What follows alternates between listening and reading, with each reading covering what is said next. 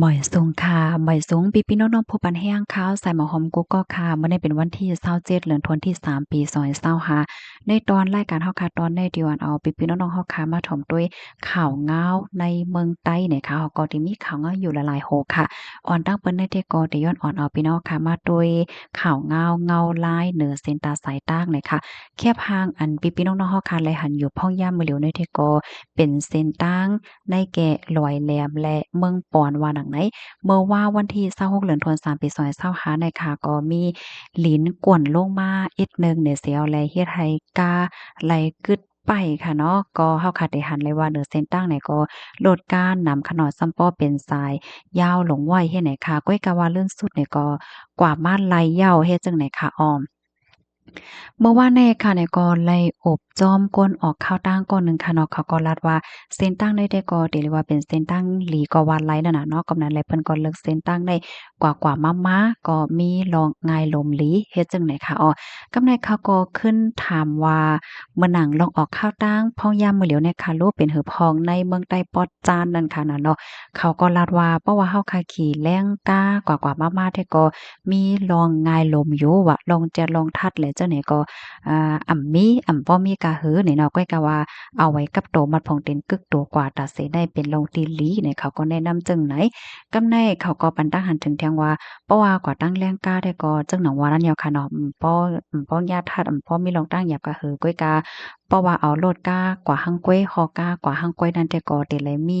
ไหวมันเจๆนั่นค่ะเนาะบ่ได้เป็นไหวกับโตห้าไหวหลายสินก้าว่าสังว่าเจ้าไหนเฮ็ดให้เขาเอาเพราะว่า กว่าถึงตีลาดเนี่ยก็ได้เลยหมอลัดเนี่ยเนาะได้เลยซับแรงลัดเนี่ยมือย่าถามว่าสุดดีกว่าแลสังสิงจึงหือได้เลยลัดทั้งกุ้ยนั่นขนาดเนาะบ่กว่าตั้งแรงกล้าแต่เจ้าแรงกล้าเขาเป็นก้นลัดสังว่าเจิ้นได้เฮ็ดไหนอ้อแฮวเลยอันนี้เลยฟังแทงอันหนึงได้ซ้ำเพราะว่าเอาก้ากว่าหั้งก้วยค่ะเนาะเพราะว่ากว่าถึงตีในเว้งเหมือนว่าก่าถึงตีในเว้งลงต้นตี้ว่าสังว่าเจิ้นได้เนี่ยแหละเนาะเพราะว่าวัดไว้ตัวเจ้าเก่าไว้หลายสินก้าตัวเจ้าเก่า มีเนี่ยได้ก็ได้หยาบเนี่ยค่ะเนาะบางทีเพิ่นก็ทัดมากาวิตอกค่ะเพราะว่ามี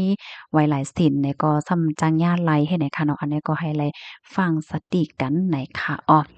ค่ะอันนี้ก็ยินส้มใหญ่นำถึงกฎในพื้นที่เมืองใต้พอจานเว้งหนึ่งค่ะเนาะออกข้าวตังเนี่ยค่ะว่าแล้วก็ส่งในแคปหางแล้วก็ลาในลองตั้งโตโทบเนี่ยค่ะเนาะก็ยินส้มใหญ่น้ำเนี่ยค่ะค่ะลูกดีในเหแลกำในค่ะในก็ได้ย้อนอ่อนพี่น้องค่ะมาถ่อมด้วยข่าวเงาแทงน่ะค่ะอ่าก่อนเกี่ยวกับไปลองเงาลายเซ็นตั้งเลยค่ะนะสังว่าผู้ออกข้าวตั้งเฮาค่ะดี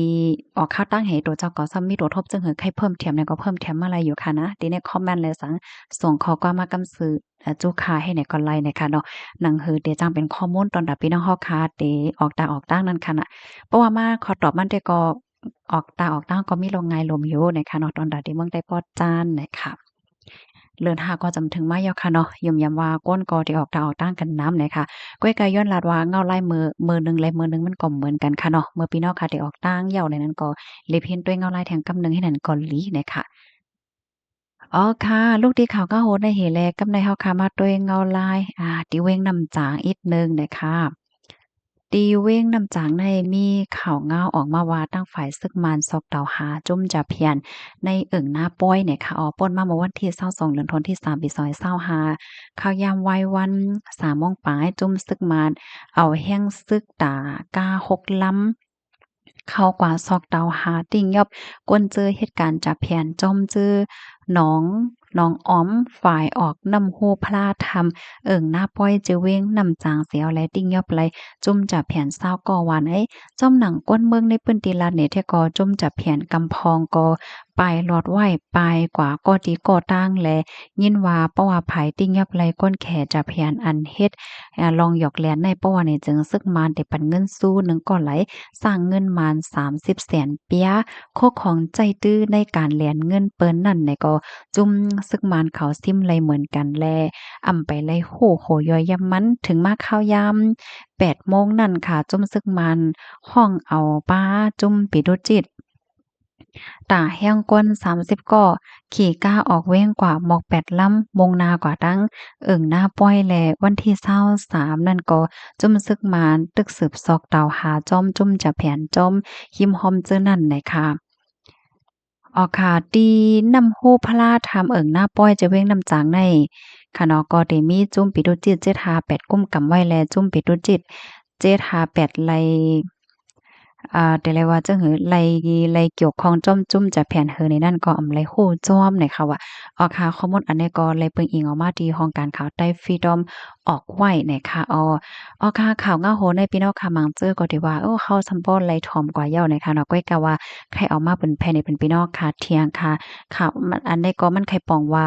อันจะแผนให้เขาถึงมาดังเมืองได้ปอจานยาว5เฮ็ดจังได๋นั้นขนาดเนาะเพราะว่ามันนั่นเนาะ ก่อนก้นหยอกแหลนเนี่ยก็เรียกว่าจังหือมาก่อนเนี่ยก็ซุ่มเงินกว่าจ้อมแหละจังไหนก็มีตั้งนำก็ย้อนให้พี่น้องค่ะฟังกันนำๆเสกัมเนี่ยค่ะค่ะลูกที่ข่าวง่าโหนในเฮแลกำในเฮาค่ะมาถ่อมด้วยเทียงตั้งปอตอนตีเว้งหมู่เจค่ะดีเว้งหมู่เจค่ะมีนางยิ่งหมู่เจก็หนึ่งถูกย่าก้นหายลักขึ้นก้าเมื่อวันที่24เดือนธันวาคมที่3ปี2025เดือน4ล11ค่ำปีใดส่วน1บาท19นี้ย่ามกลางในหมอก10โมงปลาย32มินิค่ะมีก้นหายลักต่อนางยิ่งก้นหนึ่งขึ้นก้าต่อนาก้นวาในเซตาอัมมิโพไลภัยกว่าจ้อยเทียมมันนางเนี่ยค่ะจ้อมหนังก้นเมืองในเปิ้นตีลานเนี่ยแต่ก็ลองในเลยเป็นกว่าดีในปอกกองโม่ร้อยจิเวงหมู่เจแลป้อว่ามาด้วยในกองไทย CCTV ป้อว่าในจึงเตแลหันก้นหายจุ่มหนึ่งลักจันนางยิ่งก้อนหนึ่งอันตึกหอลดเคิงจอมตั้งไว้นั่นเคินก้าแลเมื่อพ้องนั่นเนี่ยก็มีก้นกว่าก้นมาจอมตั้งว่าในเซตามีไผไหลฮัดกว่าจอยมันนางยิ่งก็นั่นแน่เป็นภัยอยู่ที่ไหลในนั้นก็ไปมีภัยโหจอมขาติในปอกก้องโม่หลอยมีก้นแข่ก้นเครือแข่อยู่สร้างกินเศร้านำไว้ที่เวงหมู่เจแน่จะมีกองกลางก็มีหนำก้นให้ก้นโจรก็มีเหลืองนำเสียก้อยมกาเลิกวันเลิกคืนเสียก็ป้อหันก้นเบิ่งมีเงินมีคำขี่รถเคิงเขี้ยมฮอออกเคินไหนซำปอไปเฮ็ดโจรจอมตั้งอยู่ยาวนะคะเมื่อป่นมานั้นก็มีก้นให้โจรรถเคิงนั่งยิงก้อนหนึ่งแลมีจุ้มปิดดุจิตอันป้ากองไว้นั่นหันเซตาก็พันอยู่นั่นค่ะน่ะเนาะข้อมูลในก็คาเลปุยมาดีห้องการข่าวใต้ Freedom ออกไว้นะคะค่ะอันนี้ก็เป็นข่าวเงาอันเกิดขึ้นเป็นตั้งปอตอนเมืองใต้เนี่ยค่ะเนาะที่เว้งน้ำจางปยก็ที่เวียงหมู่เจเนี่ยค่ะเมื่อเหลียวก้นลักก้นจวนหัวสองหัวเจ้าในค่ะเนาะก็เลิงน้ำในเสแล